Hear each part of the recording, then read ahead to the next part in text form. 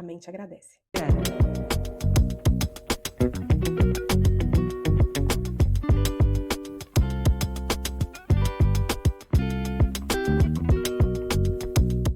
Voltando um pouquinho lá atrás. Quando, eu não lembro bem o ano, mas o meu pai ficou doente. Meu pai lá no Recife, né, tava meio doente. E o meu tio falava assim, que era o irmão dele que já morava aqui em São Paulo, falava assim: ô filha, por que vocês não trazem o seu pai? Né, o seu pai tá lá, não tem família lá, é só vocês. Eu falei: tio, ele não quer vir, a gente já chamou. A gente ainda tinha um contato com ele. E ele falava assim: olha, eu vou para Pernambuco tal dia. Se eu convencer ele, eu trago ele. Aí disse assim: se o senhor trouxer ele, a gente não deixa ele voltar mais. E realmente o meu tio conseguiu trazer o meu pai para São Paulo, né? Meu pai ficou durante um ano bem mesmo. Né? Meu pai bebia muito e nesse um ano que ele ficou com a gente controlou meu pai não ia beber, meu pai não saía para beber. Então, eu digo assim, ou a gente acelerou o processo do meu pai, né? Eu fico meio assim, se é mágoa minha, eu não sei, eu tenho que pedir muito perdão a Deus por isso também, porque às vezes eu acho que a gente matou meu pai, né, por assim dizer. Por que, Val? Porque a gente trouxe meu pai para cá, para São Paulo. E nisso que a gente trouxe meu pai para São Paulo, para lá. Um ano depois, o meu pai começou a ter, e ele falava assim: quando é que eu vou embora? E a gente: no ano que vem o senhor vai. Porque a gente não está conseguindo pegar o seu dinheiro para comprar passagem. Porque a gente não queria que meu pai voltasse. Mas se ele fosse embora, ele ficaria sozinho. Sim, porque a outra família já não estava mais assim com ele. E aí. E ele estava com quantos anos nessa altura? Meu pai estava com 76, acho eu. Vocês estavam 76. pensando no melhor para ele, Val. Sim. Não, acho que menos, 73, acho que era 73, se eu não me engano. Imagina ele com 73 anos sozinho. Sim, e quando ele chegou, ele ficou um ano, depois de um ano, a gente percebeu que meu pai andava e caía. Meu pai estava caindo muito. Falei: pai, caiu? Nossa, não sei, me desequilibrei, caí. E a gente começou a perceber que meu pai estava caindo muito. E a gente falava, tipo, meu pai morava com a minha irmã, na casa da minha irmã. Porque o meu pai, como era separado da minha mãe, e a minha mãe falou que não queria ele dentro de casa. Ok. Minha mãe morava comigo, que depois que eu fiquei viúva, minha mãe veio morar comigo. Uhum. Devido porque a minha era pequenininha também, né? Para me ajudar. Uhum. E aí, nisso, o meu pai ficava caindo. A minha irmã falou assim: não, eu vou ter que perguntar para a tia, porque a minha tia era uma senhora aposentada que não trabalhava, né? Se a minha tia pode cuidar do pai, a gente paga para ela. Porque a gente tem medo dele cair e machucar a cabeça, se acontecer algo mais grave. Então a gente contratou minha tia para ser tipo uma dama de companhia para o meu pai, para estar ali com ele. Meu Mais pai um já estava motivo para você tendo, não se culpar, tá? Olha aí, sim, já estava tendo problema mais de um cuidado Parkinson, que né? você teve com ele. Ele já estava tendo problema de Parkinson, que ele estava, né, com a mão tremendo, e aí a minha tia começou a cuidar dele. E foi muito rápido assim, meu pai foi se debilitando muito rápido. Né? Vamos levar ele no médico, meu pai começou a fazer xixi na roupa, meu pai começou, né, a fazer as necessidades na roupa, porque não dava tempo de ir no banheiro. Uhum. E a gente perguntava para ele: pai, quem sou eu? E ele falava assim: você é a Verônica. Aí, não, peraí, sabe? Aí ele ficava olhando assim, e a gente começou a perceber, só que ele não esquecia a família passada. Ninguém da Sim, família passada dele, daquele povo, né, que ele dizia que era a família dele. sim. A gente perguntava e ele falava assim: vocês não podem ligar para a Ninha, vocês não podem ligar para a Teta, eu quero falar com eles, não sei o quê. Né? Até então a gente tinha esse contato com eles, mas depois a gente não teve esse contato. Temos eles no Facebook e tudo, mas não tinha aquele contato mais. A gente não queria aquilo para o meu pai ficar naquela ansiedade, querendo voltar. Porque a gente percebia que acho que eles não. Já estavam fazendo a vida deles, né? Uhum. Então, assim, a gente pegou e começou a levar ele no médico. Meu pai tá com problema de esquecimento, meu pai tá caindo. Aí ela fez um exame no meu pai e disse que meu pai tá com Alzheimer. Né? E a gente foi tratando meu pai como Alzheimer. Meu pai começou a cair mais. Uhum. Né? Aí a minha tia ficava cuidando dele, minha tia chegava de manhã, ficava com ele, cuidava dele o dia todo. E depois disso, meu pai foi se debilitando mais. Meu pai foi parando de falar. Nossa. Não falava mais. E a gente levou ele no médico e a médica fez um exame nele, que pega uma caneta, faz assim, né? E faz assim. E ela falou assim: o seu pai não tem Alzheimer. A doença do seu pai ela é diagnosticada como Alzheimer, porque as pessoas não conhecem essa doença. Que Que doença, então?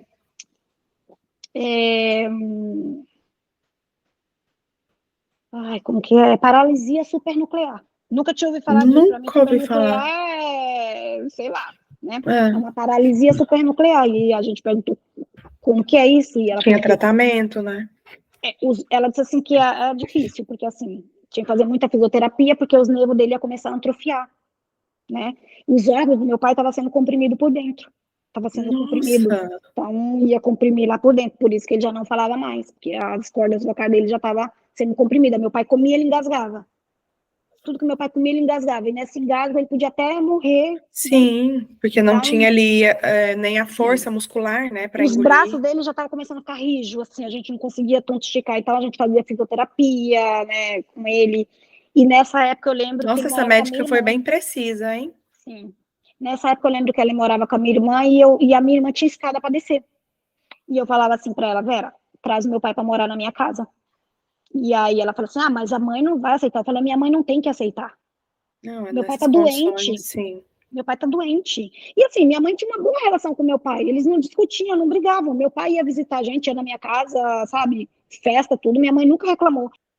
Ela falou: Né? "Eu ia sugerir isso para vocês, para trazer ele para cá, porque aqui eu tinha duas salas, uma das minhas salas, aquela sala de jantar, eu transformei no quarto para o meu pai, né? Uhum. Fomos atrás de cama de hospital, fomos atrás de cadeira de roda, cadeira de banho, porque meu pai tomava banho, ele caía sozinho no banheiro. Então, né, fomos atrás de tudo isso. Eu e a minha irmã, a gente Sim. correu atrás de tudo isso, construímos a Adaptou, minha né, sala, o o quarto. espaço. Depois, com o tempo, eu coloquei barras de ferro no banheiro, coloquei barras de ferro na sala para ele fazer o exercício, que a médica falou que ele tinha que fazer exercício para ele não atrofiar os nervos. Uhum.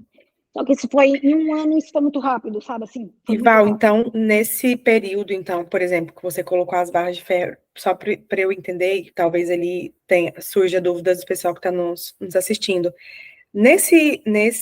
Ou nos ouvindo, porque vai para o Spotify também. Nesse período que ele ficava fazendo exercícios para desculpa, para não atrofiar o nervo que você disse, desculpa. Que era para É? poder tá com os nervos ativos para ele não perder Ele o andar, não perder o movimento dos braços. ele ele entendeu que ele estava doente, que ele precisava de tratamento. Nessa altura, ele estava perdendo mais a lucidez. Não, ele sempre foi lúcido até o final. Meu pai foi lúcido até o final. Então, meu pai sabia o que estava acontecendo tudo. Ele sabia que ele tinha que fazer o exercício, era doloroso às vezes para ele, porque o braço já estava sendo doloroso, mas ele Mas foi ele teve lúcido. ali umas falhas de memória, que você tinha mencionado, de ele te Porque confundir. a gente acha. Não, mas depois a gente percebeu que assim, meu pai tinha 5 filhos. Então, era para Ele meu pai era conviveu muito difícil pouco. ele identificar quem era quem, sabe? É. Aí, às vezes, ele pensava e falava, Vocês você é parecem? Val. Sim, muito. Eu e a minha irmã até parece gêmeas, que o pessoal diz. Né? Então ele falava assim: ah, você é a Val. Depois, o meu filho com o meu sobrinho eram muito parecidos. Então ele falava assim: meu filho falava, tá, vô, quem sou eu aí? Você é o Madison. Não, vô, sou o Nixon, vô. Aí, então, sabe? Sim. Ele Uhum, confundia porque era muito entendi, parecido as pessoas. entendi.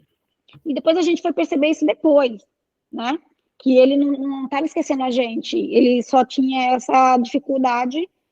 Conforme a velhice também vai vendo a dificuldade de saber quem era quem, porque às vezes a gente até confunde o nome de outra pessoa, né?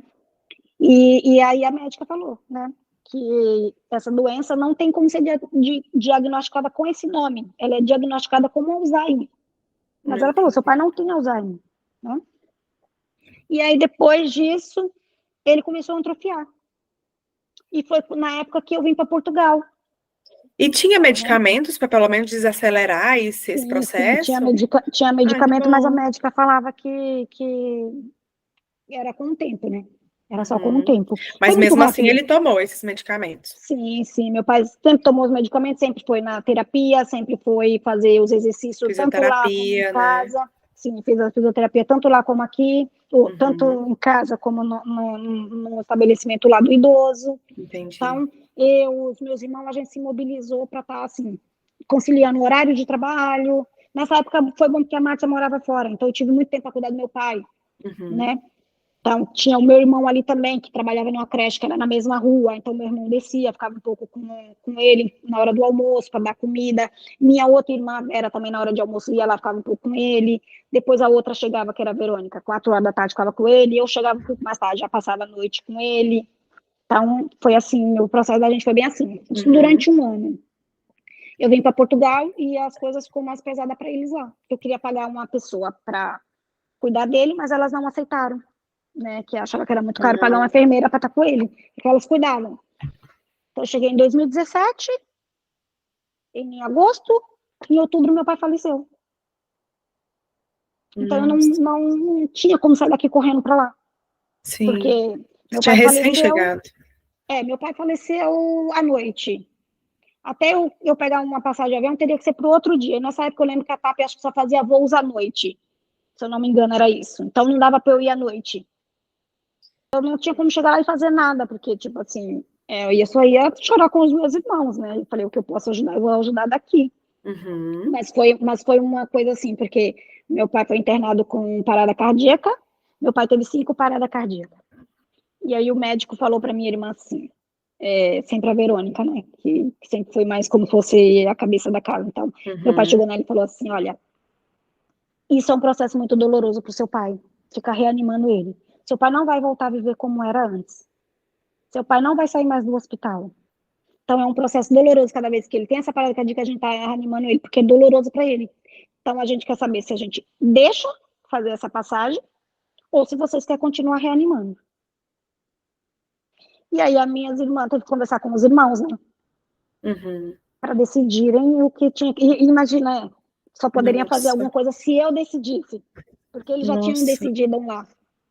Então tinha que perguntar para mim se eu aceitaria decisão isso. difícil, que decisão difícil. Então foi muito assim doloroso mesmo, assim, saber Sim. isso e eu ter que decidir e eu dizer assim, olha, deixa ele passar, né? Porque a minha irmã mais velha falou assim, olha, eu acho que é mesmo doloroso pro papai, porque até o meu pai sentia isso, porque ele resolveu não querer comer mais. Uhum. Sabe, ele resolveu que não queria comer mais. A gente tentava dar mamadeira pro meu pai e ele rejeitava. Então, assim, a gente percebia que ele não queria aquilo, estava sendo triste para ele também. Sim. Né? Foi um descanso para ele, né, Val? Sim, sim. E aí a gente falou assim, não, deixa ele fazer a passagem, porque não tinha mais como a gente estar reanimando ele o tempo todo e pedir para ele voltar. Ele não iria Poxa, sair do hospital Val, bem. me promete que você nunca mais vai se sentir culpada por isso. Porque Eu me sinto. imagina, não, por favor, de coração, porque esse tempo que ele ficou com vocês, imagina ele tendo isso sozinho. Mas eu e a minha irmã, a gente um pouco se culpava de ter trazido ele para São Paulo, sabe? E a gente achava que tinha que levar ele de volta, porque ele não estava sendo feliz com a gente aqui. Então, assim, esse processo pra gente, a minha irmã também, para aceitar a morte do meu pai foi muito difícil para ela, assim. Eu queria ter estado lá com ela, sabe? Para passar junto com ela isso, porque ela acha que ela não fez o suficiente pro meu pai também. Poxa. Então, assim. Infelizmente, a vida toma rumos opostos às vezes, rumos que a gente não entende. Depois eu entender tudo isso, mas ele se afastou. Vocês tinham todos os motivos para ter a mágoa que for dele. E vocês acolheram o pai de vocês da melhor forma possível. Então, pense por esse lado. Lembra que você fez o que você podia. Que você não frisou aquele momento que ele virou para você, se vira. Que você estava passando fome. E falou, meu pai que se vire, ele que se cuide, eu não tenho nada com isso, entendeu? Então, o principal é que você não teve rancor. Você deixou qualquer mágoa para trás e fez de tudo para cuidar dele. Quem que estaria lá em Pernambuco para acolher ele, levá-lo para o hospital, tentar descobrir o que tinha com ele, ela abandonar ele, ia tratar ele como um doente ali, não ia pensar em medicamentos, né? Vocês fizeram de tudo até encontrar a doença mesmo que ele tinha. Então, olha tanto esforço que vocês fizeram por ele. Sim. Então, eu te digo de coração mesmo, trabalha isso no seu coração, na sua cabeça, porque eu, ouvindo a sua história, eu te dou a minha palavra de que não dá, em momento algum, dá a sensação de abandono, dá a sensação de que vocês não fizeram algo pelo pai de vocês. E que a sua irmã escute isso também, porque de coração mesmo. Vocês tinham motivos infinitos para ter muito rancor dele, para, afinal, ele deixou a gente, o que a gente está preocupado? Ele não ajudou financeiramente quando ele saiu de casa. Isso já não é algo a ser discutido. Mas eu estou mencionando Isso é mais no sentido para que você entenda, sabe? Que você tinha motivos, mas você escolheu o lado do amor. Entendeu? O lado do acolhimento. Então, por favor, não sinta culpado. A mente agradece.